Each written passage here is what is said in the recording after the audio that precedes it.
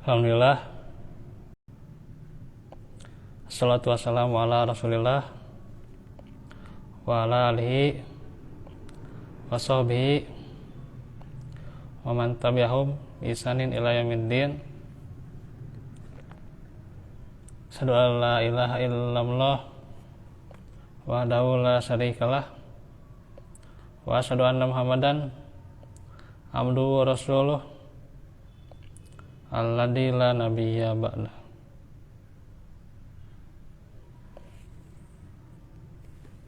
Alhamdulillah, ikhwatu fillah, kita kembali lagi di hari ini, hari Selasa, yang merupakan Selasa yang terakhir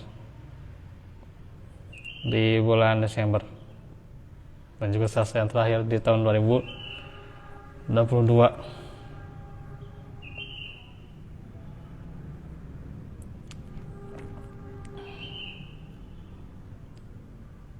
Insyaallah kita lanjutkan pelajaran di Rambu-Rambu Nuntut Ilmu.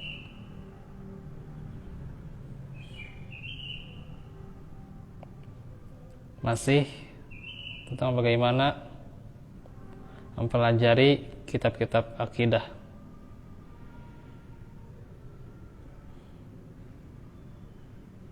Tentunya ada kitab-kitab yang dianjurkan oleh para ulama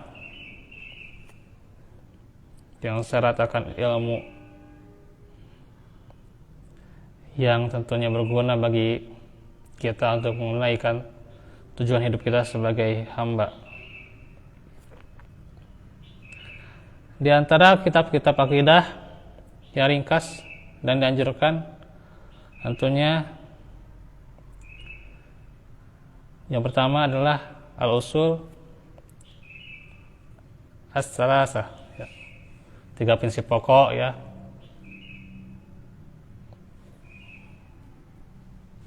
Ini belum, ya. Kita masih kitab tauhid, ya, gitu. Karena kita mulai dari kitab tauhid, ya, nggak masalah, ya. Karena awal-awalnya kan masih dasar tuh, ya, gitu. Walaupun sekarang menuju ke akhir-akhir, ya, dan tahun depan bisa beres, ya, kitab tauhid, ya.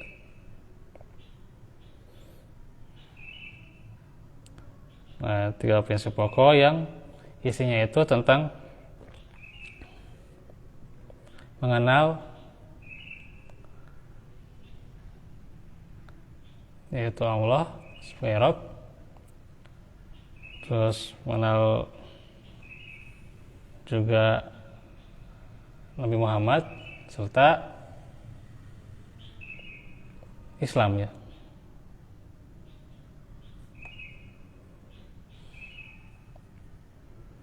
Terus juga Kashfus Syubhat. Nah, ini nanti bisa jadi yang telah dikaji beres kitab tauhid, mau Kashfus Syubhat boleh, atau Aqidah Al-Wasithiyah, ya, itu boleh, ya.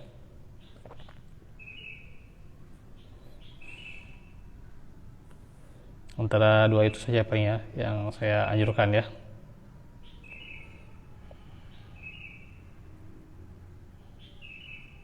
Nah, untuk kitab tauhid, Kashfus Syubhat dan juga Usul As-Salasah itu karya Muhammad bin Abdul Wahhab rahmatullah alaih.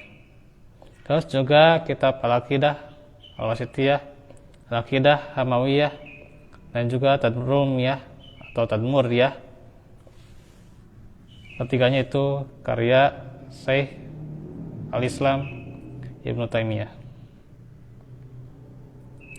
Dan juga ada yang lain yang simpel juga, yaitu Aqidah At-Tahawiyah. Ya, ada buku kecilnya, ada juga syarahnya, ya. Itu juga bisa, ya, yang dikarya oleh Al-Imam Abu Ja'far At-Tahawi dan juga Aqidatus Salaf Ashabul Hadis, ya, karya Imam As-Sabuni Asy-Syafi'i, Syarh Sunnah karya Imam Al-Muzanni. Asy-Syafi'i, Syarh Usul I'tiqad Ahlussunnah Imam Al-Lalaka'i. Usul Sunnah karya Imam Ahmad. Nah, ini simpel sebenarnya Usul Sunnah ya. Itu ya. Kitab-kitab itu berisi rangkuman ya, akidah Ahlussunnah yang diberi syarah atau penjelasannya, perincian.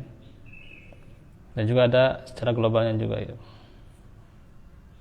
Nah, dengan kitab-kitab tersebut, para penuntut ilmu akan diperkenalkan bagaimana sungguhnya akidah Rasulullah SAW yang diimani oleh para sahabat secara pasti dan meyakinkan berdasarkan dari dalil Al-Quran dan Sunnah secara ijma ya, serta kesepakatan para salaf ya. Maka pesan dari penulis ini, jadilah penuntut ilmu yang istiqomah dalam berpegang teguh pada sunnah Rasulullah, terutama dalam masalah akidah ya, karena ini masalah yang paling vital ya gitu. Masalah yang tidak boleh berbeda ya. Kalau tidak tauhid ya berarti syirik, kalau tidak iman berarti kufur ya.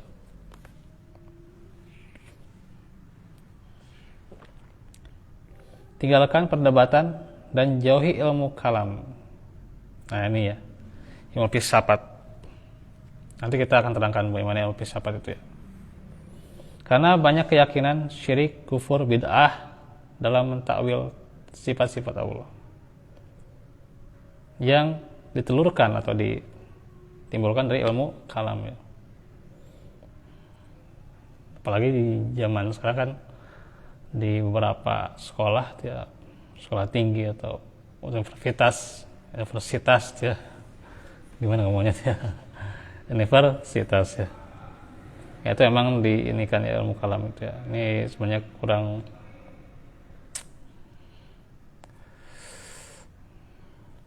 dikomunikasikan ya sebenarnya ya, tapi ya di situ juga memang para ilmu itu ya tidak menampik lulusan dari kita juga dari Persatuan Islam, di antaranya juga memang ada lulusan UIN, banyak ya lulusan UIN.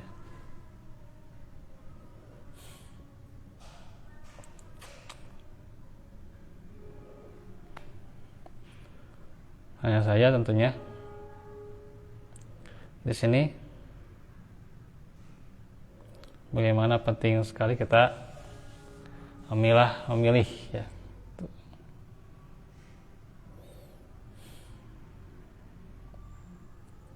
agar ilmunya apa yang harus dipelajari ya, apa yang harus ditangkap.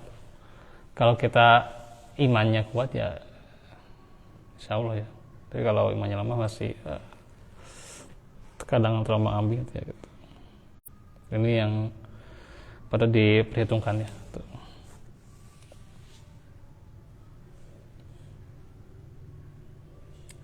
Al-Imam Ibnu Anas, waktu dari Abu Hanifah dulu ya. Al-Imam Abu Hanifah yang wafat 150 Hijriah berkata,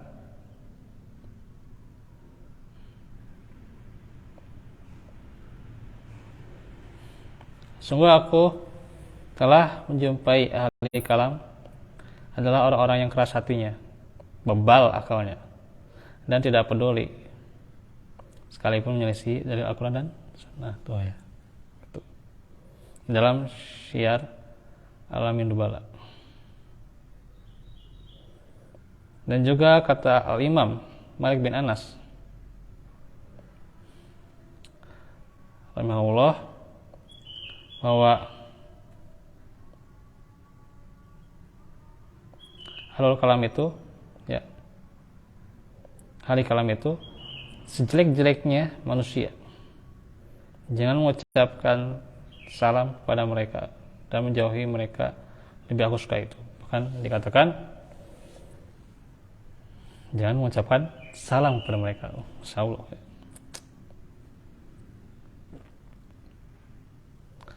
Imam Asy-Syafi'i ini ya, sekarang komentar Imam Syafi'i. Beliau mengingatkan, sungguh bila salah seorang ditimpa dengan seluruh perkara yang dilarang oleh Allah selain dosa syirik, maka itu masih lebih ringan daripada dia ditimpa dengan ilmu kalam. Dan dalam Hilyatul Aulia. Jadi bahkan dikatakan oleh Imam Syafi'i itu, kalau seseorang ditimpa dengan seluruh perkara yang dilarang selain dosa syirik ya, itu masih ringan ya. Selain dosa syirik ya, kalau dosa syirik ya dosa terbesar ya. Tapi dosa-dosa lebih ringan daripada ilmu kalam yang dipelajari ya. Insyaallah. Yang terpengaruh ya gitu. Dan Imam Ahmad berkata, ini apalagi kalau Imam Ahmad itu hidup di saat-saat itu ya, adanya ilmu kalam gitu, yang mendefinisikan bahwa Al-Quran itu makhluk ya, bukan Al-Quran itu kalamullah ya. Hingga beliau dipenjara, disiksa,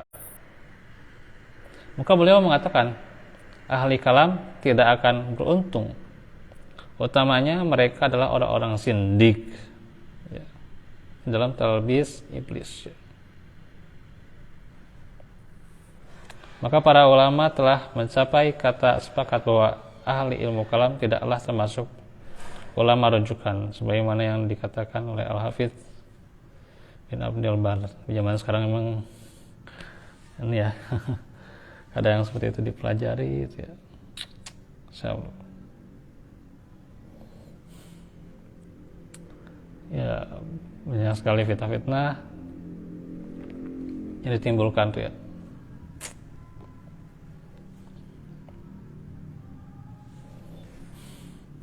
Nah, ini pentingnya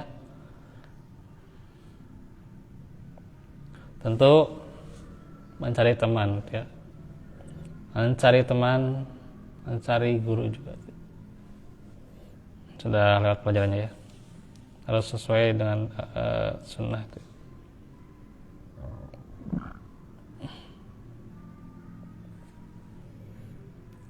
Nah selanjutnya berhias dengan kemuliaan adab. Jadi seorang penuntut ilmu harus punya adab ya,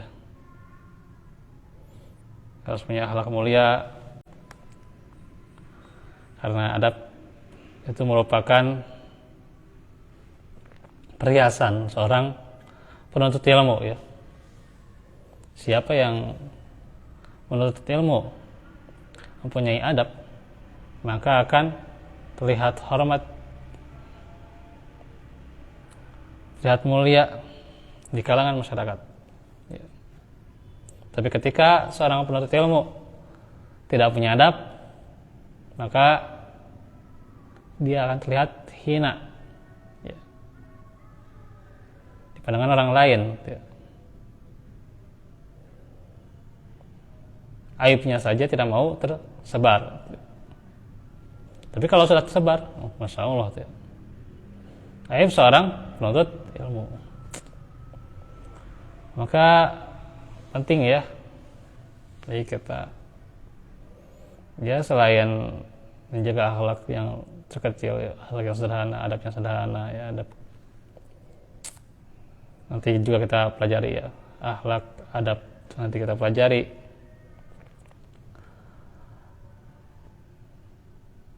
Begitu pula muamalah, apalagi ada apa sifat-sifat tercela yang terkadang enaknya gitu ya.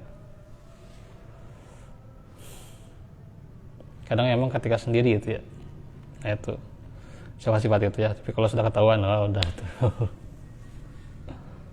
hati-hati itu ya. Karena penting bagi seorang penuntut ilmu mempunyai adab ya. Bukan berarti ingin dihormati itu ya. Tapi bagaimana seorang penuntut ilmu yang mengamalkan ilmunya, maka dia akan memiliki akhlak mulia. Karena adab dan akhlak mulia merupakan ciri khas seorang muslim. Jika penuntut ilmu diibaratkan seorang yang raja, maka adab adalah mahkotanya, insya Allah ya. Sebab itu dahulu para ulama kita mempelajari adab sebelum mempelajari ilmu. Nah makanya kalau penuntut ilmu itu adalah raja ya. Karena itu kalau pertemuan seperti ini, majelis seperti ini, saya lebih rindu semuanya ya. Kangen, penting sekali gitu ya. Bahkan pentingnya selalu dibahas tuh ya, walaupun kadang di telegramnya nggak aktif misalnya gitu, saya nggak aktif gitu ya karena berbagai kendala tuh ya. Terus juga medianya kurang misalnya, atau ya apa yang dikasihnya segini gitu ya. Tapi tetap yang namanya majelis ilmu saya sangat rindukan. Yang paling saya pikirkan itu prioritas yang lebih tinggi setelah keluarga itu apa? Dakwah. Dan dakwah itu sebenarnya punya jatah yang tinggi.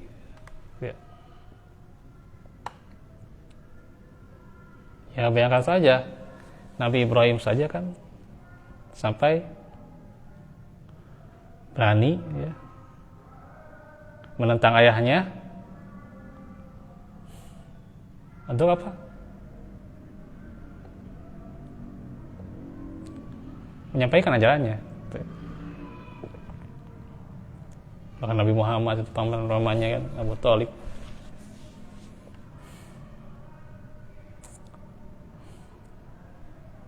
Dan yang lainnya hanya Hamzah dan juga Al-Abbas yang Islam kan. Tapi beliau ketika pamannya ada yang kafir, beliau tidak segan-segan ya, untuk menentang mereka ketika memang bertentangan, apalagi ya. Ya tentunya juga urusan keluarga itu kan sebenarnya juga tidak kalah penting juga ya. Tapi lebih besar lagi prioritasnya adalah dakwah ya. Nah itu ini pembukaan saja untuk pembahasan yang ini ya.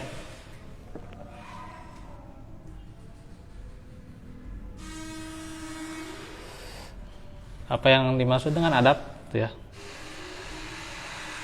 Adab adalah perkataan dan perbuatan yang diajarkan oleh syariat, seperti adab kepada Allah Azza wa Jalla, adab kepada Rasulnya, adab penuntut ilmu, adab bermajelis, adab terhadap guru, adab ketika berselisih pendapat, dan adab-adab yang lain.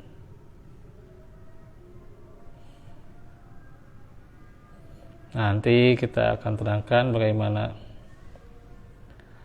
hadis-hadisnya, kemudian jawab penjelasan dari Syekh Al-Utsaimin. Ya segitu aja dulu ya untuk pembahasan hari ini. Karena saya ingin minta doa terhadap Buntin ya, semoga Allah terima iman dan Islamnya, dan juga keluarga yang tinggalkan semoga disabarkan ya. Dan juga minta doanya juga pada orang-orang yang sedang sakit, khususon ya, pada seorang ayahanda dari salah satu murid tahsin ya, saya nggak akan sebut namanya.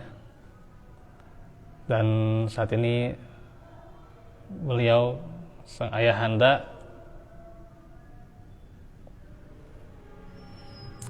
sedang sakit gagal ginjal, dan tadi siang kata ibunya itu sedang cuci darah ya.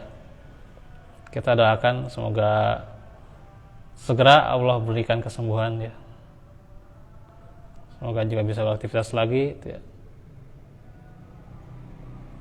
Allahumma rabban nas sifaan.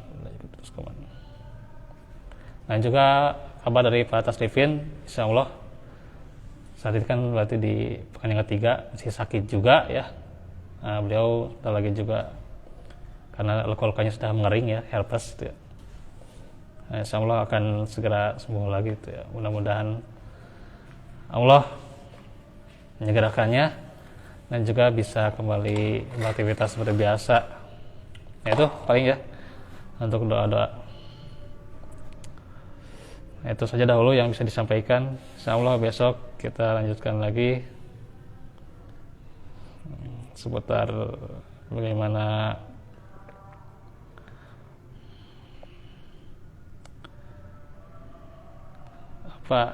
tentang hari akhirat ya, tentang masih di alam barzah ya. Itu saja dahulu. Barakallahu fikum wa afu minkum. Rabbana atina fid dunya hasanah wa fil akhirati hasanah wa qina azabannar. Rabbana atina min ladunka rahmah wa hayyi lana min amrina Rabbana hab lana min azwajina wa dhurriyyatina qurrata a'yun waj'alna lil muttaqina imama. Subhanaka wa bihamdika astaghfiruka wa atubu ilaik. Alhamdulillahirabbil alamin. Assalamualaikum warahmatullahi wabarakatuh.